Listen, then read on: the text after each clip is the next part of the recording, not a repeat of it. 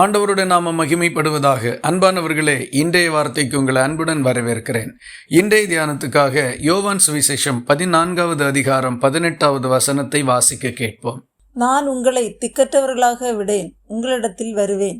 இயேசு கிறிஸ்து தம்முடைய சீஷர்களுக்கு நம்பிக்கை ஊட்டும்படிக்கு சொன்ன ஒரு மகத்தான சத்தியத்தை நாம் வாசிக்க கேட்டோம். அநேக நேரங்களில் நம்முடைய வாழ்க்கையில் தனிமைப்பட்ட சூழ்நிலைகளும் நாம் கைவிடப்பட்டு விடுவோமோ, இந்த காரியத்தில் ஒரு பெரிய தோல்வியை நான் சந்திக்க நேரிடுமோ, அவமானப்பட்டு விடுவேனோ, நான் ஒன்றுமில்லாத நிலைக்கு போய் விடுவேனோ, என்னுடைய எதிர்காலம் கேள்விக்குறியாகி விடுமோ, இப்படிப்பட்ட பலவிதமான எண்ணங்கள் நம்மை வேதனைப்படுத்துகிறதும் நம்முடைய மனதில் பெரிய பாதிப்பை உண்டாக்குகிறதையும் நாம் உணர்ந்திருப்போம்.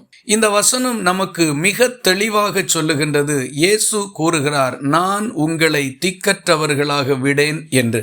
ஆண்டவர் ஒருவனையும் ஒரு காலமும் கைவிடவில்லை. அதிலும் குறிப்பாக திக்கற்றவர்களாக ஒருவனையும் ஒரு நாளும் கர்த்தர் தவிக்க விடவில்லை.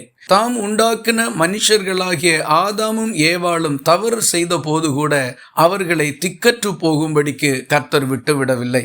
பூமியில் குடியிருந்த மனிதர்கள் மகா பாவிகளாக இருந்த காலத்தில் பூமியை அழிக்க வேண்டும் என்று தேவன் நினைத்த போது நோவா கர்த்தர் சொன்ன வார்த்தைகளின்படியெல்லாம் செயல்பட்டான். அந்த குடும்பத்தை கர்த்தர் திக்கற்று போக விடவில்லை. ஆபிரகாமை தேவன் அழைத்தார். அந்த வார்த்தைக்கு கீழ்ப்படிந்து அவர் வந்தார். அவர் ஒரு காலமும் திக்கற்று போகவில்லை. யாக்கோபு தன்னுடைய வீட்டிலிருந்து தன்னந்தனியனாக புறப்பட்டு வந்தார். கர்த்தர் அவனை சந்தித்து அவனுக்கு வாக்குத்தத்தங்களை கொடுத்தார். அவனையும் கர்த்தர் கைவிடவில்லை. புதிய ஏற்பாட்டிலே சீஷர்களை பார்த்து இயேசு சொன்னார், நான் உங்களை திக்கற்றவர்களாக விடேன் என்று. வேதாகமம் முழுவதும் நாம் பார்க்கும்போது தேவன் யாரையும் என்றைக்கும் கைவிட்டதில்லை, திக்கற்று போகும்படிக்கு அனுமதிக்கவும் இல்லை. இந்த காலை வேளையில் இந்த வார்த்தைகளை கவனிக்கிற நீங்கள், உங்கள் சூழ்நிலை எதுவாக இருந்தாலும் ஆண்டவருடைய வார்த்தையின் மேல் விசுவாசம் வையுங்கள். நீங்களும் திக்கற்று போவதில்லை, கைவிடப்படுவதில்லை.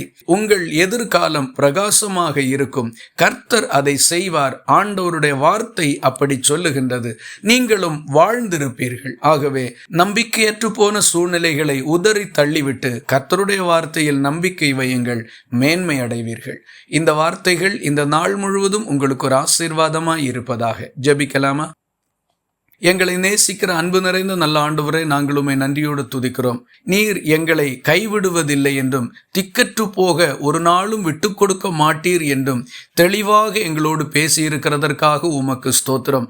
எங்களுக்கு முன் இருக்கக்கூடிய அவநம்பிக்கைகளையும் அச்ச உணர்வுகளையும் எங்களை விட்டு அகற்றி வார்த்தையில் பலன் கொண்டு நிற்க எங்களுக்கு உதவி செய்தருளும். ஜெபத்தை கேட்டதற்காக ஸ்தோத்திரம். இயேசு கிறிஸ்து மூலம் வேண்டிக் கொள்கிறோம் எங்கள் அன்புள்ள நல்ல பிதாவே, ஆமேன். கர்த்தர் தாமே உங்களை ஆசீர்வதிப்பாராக.